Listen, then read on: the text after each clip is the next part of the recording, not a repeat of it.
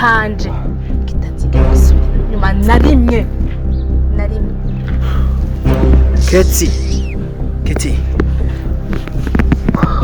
uruba usura nk'uko kubera ko kikapfa guno ni bose ariko Keti uzokwicuza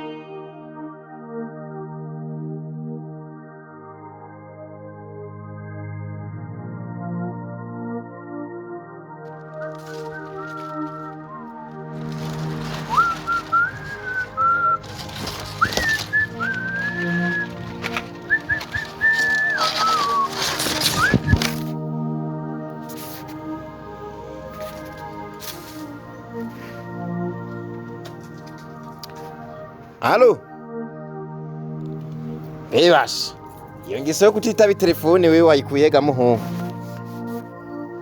Yeka je nateramiye muhira. Nateramiye muhira muhungu.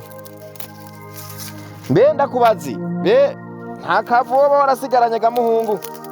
Nishirire kuri caje kaju canje kimwe giteye mu rugo. Kiriko kiruma muhungu. Imbura menga amababi yahishiye kweri. Ego. Yewa kabisa uzina makuru. Oya jari narakurondeye ngo tugira twicarane nyene ndakuyagire. Basha burya rero anya afere zose nazihagaritse. Asha madamu wanje rero kweri afise imbanyi. Ubona kumuba hafi urazi ko amezi 3 ya mbere nyene biba bigoye. Heba nukuri kwa Mungu nyene nuko nyene. Basha nuko kabisa we turaza guhurira hahandi kugira nako kavucu kampa nyene ndabe muhungu nimboga zanje mbona menga za asha sahishiye sinzi ubukoko bwaziteye. Yego irega nashaka na ahantu nyene mu rugo kuhubaka ka kantu k'inkwavu. Yego sawa turaza kubona nahama tubipange neza. Ego mugabo urumva yuko rero amferi asha zose nazahagaritse ngo mbanze nite ku muryango kwanza. Madamu wanje ngo mamaye ndamube hafi kweri asha. Arafise indamuhunga, arafise inda kabisa. Narakoze umuti.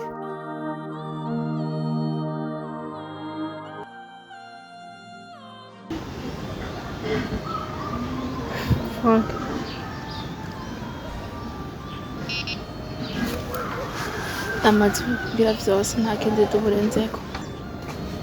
Urazi kariwe mfise, urazi kariwe umuryango, urazi kariwe mama, urazi kariwe papa. Niyo mpamvu byose nacukuye kuyagira kugira ngo twifashe. Gushika igihe ubwo buzima mbaye ndaremerewe. Hejuru y'ivyo nakoze mugabo ndicuza. Gusa ico naco gusaba ni kimwe gusa. Hari umuhungu angeramiye ashaka kunsambura. Naramwikunije mugabo ntiyumva. Ninde sister? Denise. What? Denise ashaka kunsamburira. Ntako nagize ngo ndamukure. Iko nakoze abamukosa mu kuja kumusanga mugabo ni kutamenya no guhubuka. Gusa ico nshaka kugira ngo urugo kwanje rubandanye rw'amahoro. nkeneye Dennis aba ari we ivyo ubishira mu kiganza bifate mu kiganza muhurire mu nzira ntaho nkeneye se shaka gukwanje usamuka nkeneye kubaka mu rugo rwanje ntuje n'amahoro nkeneye ko Dennis ugira ico ukoze sister ndumva birakomeye cyane gusa warasamaye sister none ushaka ndamukorera Dennis Hego kumana kwamba icumukorera kuva kera hose ko hagize ikimbako hagize ikinshikira kutahenda kumva icunkorera so amenye ivyo ingwane zo ntazota mu kiganza kwangwanira ubu ntageze ko icumukorera uri umwana muto Dennis nimba umukuramwo inzara nimba umukuramwo amaso nimba umukura kw'isi y'abazima nkeneye yuko amvira mu buzima nta kindi nkeneye kandi abikubwira ndasaba Yesu sister uri sister nyine n'ahandi amakosa hanini ari kuri wowe gusa nyine ni kuraba ikibereye koresha umuntu akora je Dennis umundikire ngiye kumwiyokipa kandi ndazi zoronka rezita nziza ariko warakoze amakosa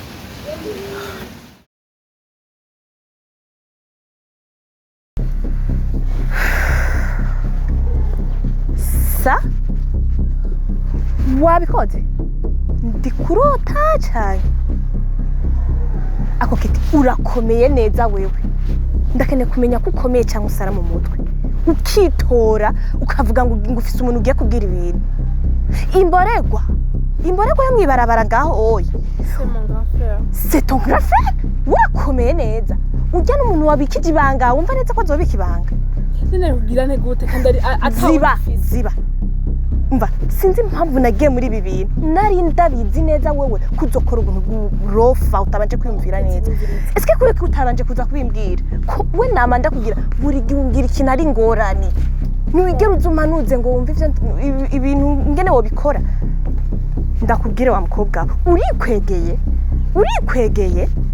ikintu gikora wibaza ngo ni urabona ndetse ko abavyeyi dufise undi naye kubwira ngene murundi sitope ziba ndakubwira ujyashaka kugenda akinwera zanzoga ya masupara afiki hari yae okay akatagenda ku mugabo wawe none akabivuga byose zibana ujya ntazopfa hindutse ujya no mu muryango urabizi niwe muntu wa mbere dufise nk'igitambo niyo mbwa ya mbere dutunze mu muryango sinumva ingene ziba sumukoze wanje ni umusaza wawe wenyine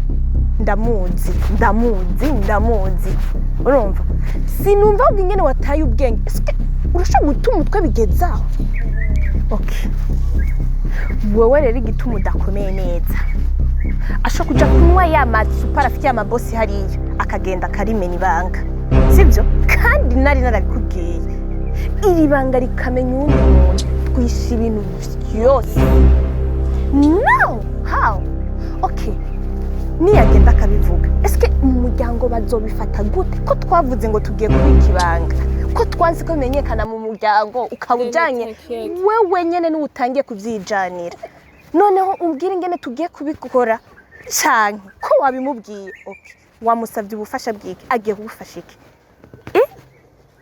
umuntu araho nawe ataco yimariye nawe n'ivyiwe bimunanira gukora agiye kugufasha iki hewe urahaja gakoshwa katagiriyo kavuye niyo kaja umviriza sister jaho kubona ndakubone kagiye ntabwo ntunzi uvuze ngo ngwiki sister genda gapiga wewe ibintu byose mwavuze byose navyumvishije uravyumva kora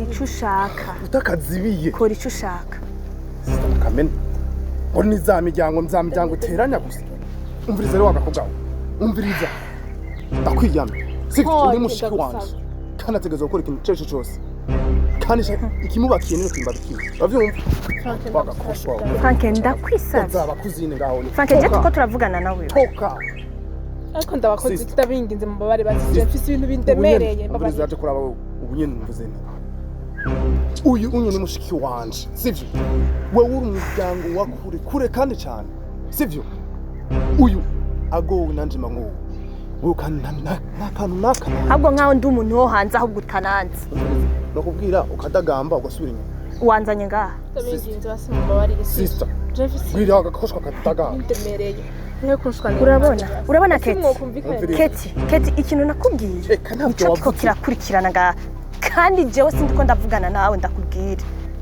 basi mwumvikanye ibyo twari kibazi ngaza mu rugo rwanje mvuze ni umvirize ndakubwira okay reka ngende kandi rero ndakubwira ikindi kintu ntuzoswe n'umunsi warimwe kumbwira ngo urankeneye Frank ibibaye byose byirengagiza ndagusabye uriya ni kuzine wacu ariko dufasha ibintu byinshi please ibi bibaye ngano ibintandaro yo kutumvikana ndakwinginze unyumvire basi rimwe rya nyuma ibyo ni kuzine wacu afite kadufasha n'umunyamuryango wacu nta mpamvu yo gushwana kubera utabingize sivyo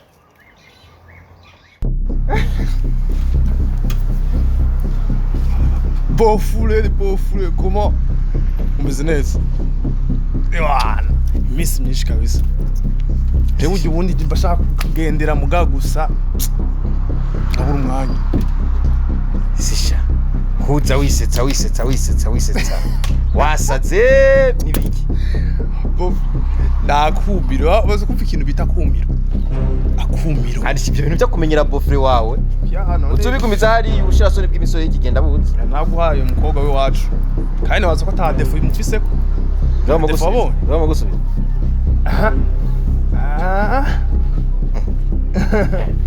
Akusha. Kumenga ufite ikintu ugomba kumbwira nibiki. Burya rero bofre. Nabwira ikintu kimwe. Haraga kuru numvise cyane. Quelque part. Muri quartier. Abimo. Umugabo nyamugabo akomeye. Bamurira ko umugore.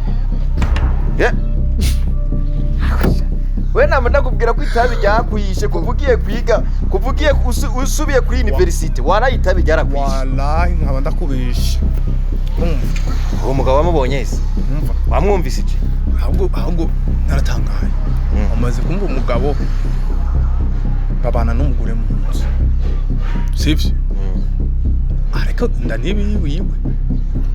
Oya. Sha. Wekawe kubaka kabonda kisi. Umviriza abagore babandi barabarya. Ibyo si ibintu bisanzwe ni wancu kwama twumva ingotsa. Genda muri na pura baba ingozi ziko zirasambuka. Ibyo ni ibintu bisanzwe. Barabatikura. Mbwa arabugabo bwaniryo reka je none bondira umugore. Oh, je mwamba.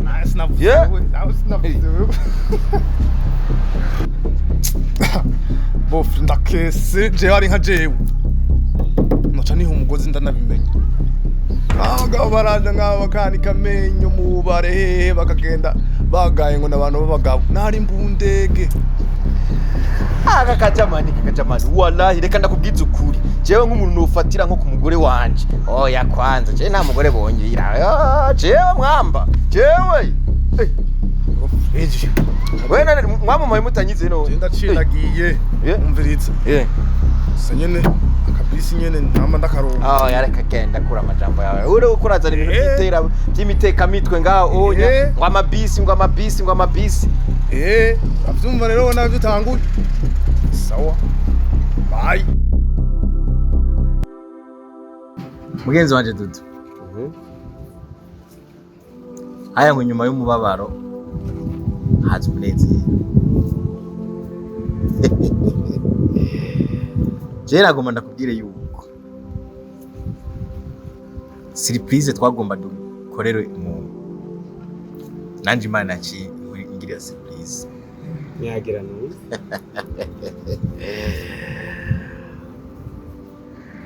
Dudu je ndakubwiye yuko ndi mu nyishu novuga yuko ivyo twayaze vyose kuva mu ntango. Ingorane zagiye zirahaba, ntambamye nawe urabizi. Uravyibuka? Ariko byaraye bihetse.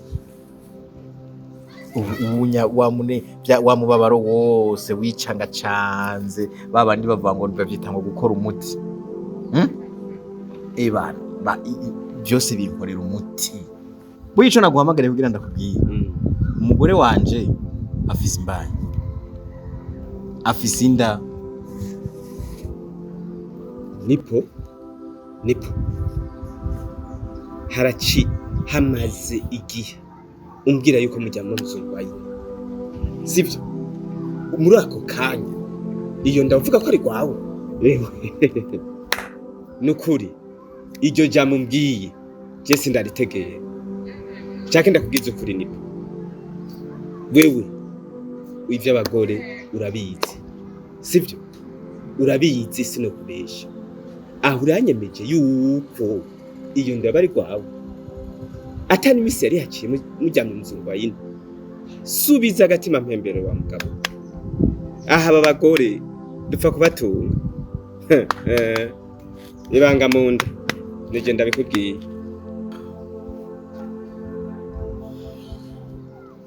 Dudu, kuna heruka umusenzi amadayimoni yakufashe kuva ryari? Dudu, karashitse ingani umugore n'umugabo bajyamana mu nzu uvuge ngo inda ngo si wanje, umwana ngo si wanje, canye wankengiriye kubera ngendara umuga. Nipo reka ndakubwira ikintu kiba kugendana umuga ntukomeye gishobora kumubaka. Jewe rero ndiyemera, ndiyizi ko ndi umugabo, ndazi yuko atawundi mugabo ngaha mu gihugu cyacu cy'u Burundi yonterera inda nije nayiteye. Ivyo navyo uri kurizanisha uvuga ngo urumva ngo ngubya ngo mizungu wayine ule ni mke wangu, nda ni wanje. nukuri jewe ku bwanjye urazi kuri umugenzi, ariko no musi ntashe mbabaye. Naguma nkubwire yuko abantu bagendana ubumuga n'abantu bakengeretse cyane, sivyo? Mbere jewe nihereye ibyo mbwiye ntabyo nemeye. Uzuca guhamagara abandi ubabwire yuko umugore wawe wamuteye hanyuma azovyemera. Ewe nahantu nariko ndihutira ngiye uzoheza umpinyisha kandi baye si kuvuga ngo ndakwanga, urukundo rubandanye mugenzi, sivyo?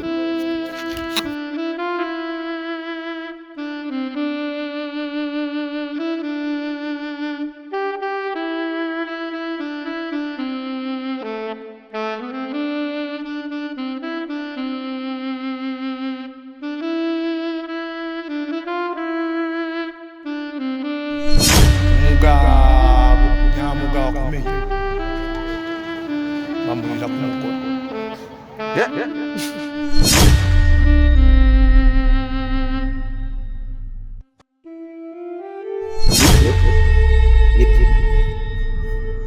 Haraci hamaze igihe umbwira yuko mujyamo muzurwaye, sivyo? Muri ako kanya iyo ndavuga ko ari gwawe.